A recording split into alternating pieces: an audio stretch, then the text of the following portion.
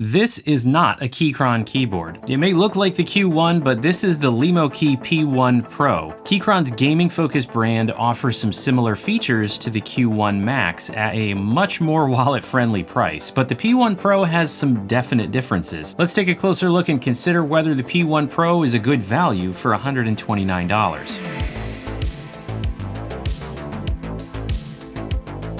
Before we dive in, I want to mention that Keychron sent me the LemoKey P1 Pro for the purpose of reviewing it. I was not paid to make this video, and Keychron has no input on my review. I do have an affiliate link in the description for you if you're interested in picking up the P1 or P1 Pro and you'd like to support this channel. Keychron started their gaming brand LemoKey or LemoKey just last year, and they don't have nearly as many models as the parent brand Keychron yet. Of course, it'd be hard to have that many that fast. The P1 is a wired-only version, and the P1 Pro adds Bluetooth and 2.4 gigahertz to a 75% layout. So the P1 Pro is most similar to the Q1 Max from Keychron. But once you start looking a bit closer, the differences really start to become apparent. So let's start with the features and specs here, and then of course we'll talk pros and cons for the P1 Pro, and I will be comparing it to the Q Max line. The P1 Pro is a 75% keyboard with 81 keys, an encoder knob, and an ANSI layout. There is also an ISO layout available. The build is CNC aluminum for the case top and bottom, and a mirror finish accent plate is on the bottom of the case. Color options include anodized black, silver, and navy blue. The dimensions are 322 by 140 millimeters with a front height of 19.2 millimeters and a rear height of 31.4 millimeters. The weight is 1,650 grams or 3.6 pounds. Connectivity includes Bluetooth for 3 devices with 125 Hz polling, 2.4 GHz with 1000 Hz polling, and USB-C wired also with 1000 Hz polling. There is a physical switch on the back of the case to control the connection mode.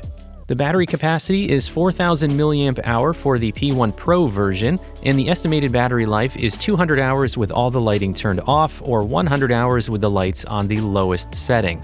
Internal components include a hot swappable PCB, polycarbonate plate with flex cuts, silicone button-style gasket mounts on the PCB, and several layers of foam including a switch pad and sound dampening sheet, as well as PCB foam and another layer of foam in the case bottom. The stabilizers are PCB mounted and pre-lubricated. Switch options include Keychron Super Red Linear and Brown or Banana Tactile. The keycaps are PBT with double-shot legends and a cherry profile. The firmware is QMK with VIA compatibility for remapping and creating macros, and is also compatible with Keychron's Launcher web application, which offers similar functionality. There are no pre-programmed operating system modes or physical switches, and by default it is set up for Windows.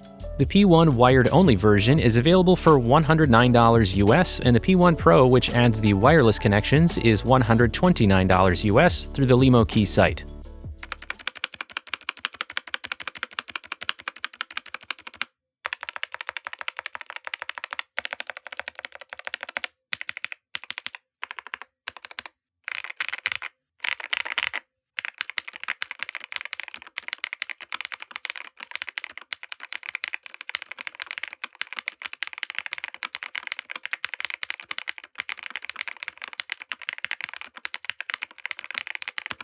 All right, now let's get into some pros and cons for the P1 Pro. And, I can't help but compare it to the Keychron Q1 Max. I don't have a Q1 Max in my possession, but I do have a Q3 Max, which shares all of the same features and physical attributes aside from the layout, so it will be sort of a stand-in for comparison. First up, let's talk build quality and the physical differences here from the Q1 Max. The build quality of the P1 and P1 Pro is definitely a pro. We have an all-metal case here and a very nice finish. The exterior of the case has more of a sleek look than the Q Max line because they've hidden the screws on the inside rather than having them on the bottom of the exterior. Of course, that also makes them a little harder to access, but we'll talk more about that later. The exterior of the case feels a little different than the Q1 Max, and it's also just slightly lighter overall, but not by much. The weight's fairly comparable. The P1 and P1 Pro also have an accent weight, which is not really a weight so much as just a metal accent on the bottom of the case, which is something more typical of custom mechanical keyboards, and the Q line actually has never had an accent or weight in the bottom of the case, even though it's more expensive. The exterior dimensions are also just a tad different, with the front height of the P1 being about 3 millimeters lower than the Q1 Max and the width being about 5 millimeters shorter. But overall, I have to say, regardless of comparison to the QMax line, very nice build quality for the price here. The wired version is $109 and the wireless version, which is the Pro version that I have here, is $129. So considering the quality of the build you're getting for that price, I'm very happy with it. The next Pro is the wireless connectivity that you get with the Pro model. We have the same wireless performance as the Q1 Max, and that would be Bluetooth with 125 Hz polling for 3 different devices, 2.4 gigahertz with 1000 hertz polling, and then of course you have your wired connection with 1000 hertz polling. Those are all the same connections, same polling rates and everything as the QMax line, and the performance of them is all good. I had no issues with any of the connections. They were stable for me and they worked at reasonable distances. The P1 Pro has a little plastic insert in the top right corner of the back of the case here, and that is where the wireless antenna is located to make sure that you have good transmission, since the metal case can make it harder for the signal to get through. Another pro that we have is the customization. We actually have 2 tools now available to customize it. The firmware is QMK, just like the Q1 Max. So not only do you have VIA for customization, but you now also have Keychron's launcher, which is also web-based. You don't need to download anything. You can just use it in a web browser. So you now have both options, and they're both easy to use. These keycaps are another pro. They're a classic Cherry profile, but the quality of them is very nice. Full double shot, nice and thick, PBT texture, crisp legends, and I really like this blue color option. It matches the case very well. Cherry profile is also a little bit more of a crowd pleaser compared to the keycaps you get on the QMax line. These are KSA profile keycaps, and you'll get these on all of the QMax keyboards, including the Q1 Max. These are more of an SA-like profile, so they're quite a bit taller and more sculpted, but that also makes the QMax line a little bit more unique. Now, the battery life is also a pro here for the P1 Pro. It's pretty good at 200 hours with the backlighting off, and I'm counting it as a pro here because it's actually slightly better than the Q1 Max. I think it's about 20 hours better. And also because it's just generally that is good battery life for a wireless keyboard.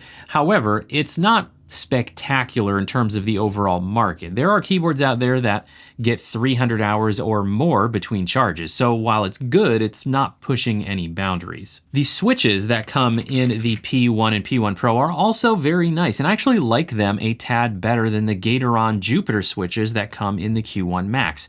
They feel a little heavier to me than the Jupiter Reds, even though the actuation force is supposed to be the same, and the response feels a little snappier, so I suspect that difference in feel is because these switches have a 2-stage spring versus a single-stage spring in the Jupiter Red switches. All right, now we move into the neutral category, where I talk about things that are either very subjective, or maybe some people will count them as a pro and other people will count them as a con. Let's talk about the sound out of the box. It's good. There's no real issues that need to be addressed, but it's also not the best sounding keyboard out of the box, in my opinion. We definitely have some spacebar rattle here from the stabilizers, which we'll talk about the stabilizers again in a second. To me, it's not the best sounding keyboard out of the box. I think it needs a little bit of tinkering. Now, the next thing for this category is the typing feel, and not just because typing feel is very subjective, but also because this is significantly different from the Q1 Max or the QMax line in general. Keychron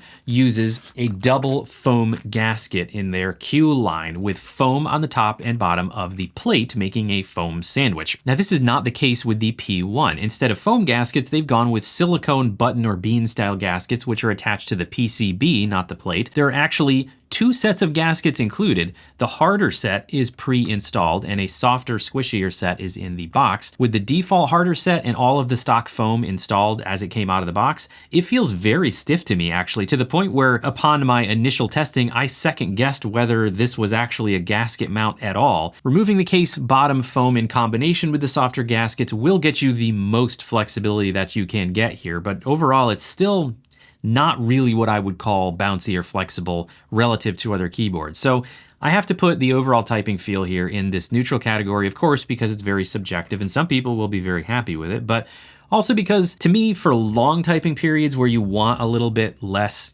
fatigue, you want a softer feel generally if you're typing for very long periods of time, I think the QMax line is better suited to that. Now, another thing I will count as neutral here are the stabilizers, as I alluded to earlier. I'm putting them here because there are both pros and cons that kind of wash each other out, and also not everybody is going to be as picky about them as me. These are the same PCB mounted stabilizers found in Keychron's keyboards that use PCB mounted stabilizers like the QMax line, and they're just okay. The backspace key and the enter key of my P1 Pro sample don't really have any bad sounds, but the spacebar just has a sound that I think shouldn't be there. The best word for it is chatter. It's kind of got this chattery sound. All right, so I'll stop ranting about the stabilizers and move on to the last thing in the neutral category. This keyboard is marketed much more strongly towards Windows users versus Keychron's traditional keyboards. While it works fine with Mac OS, it does not have a physical operating system switch like the QMax line does, nor does it have a key command to switch to a Mac layout. In order to use it with a Mac and have your correct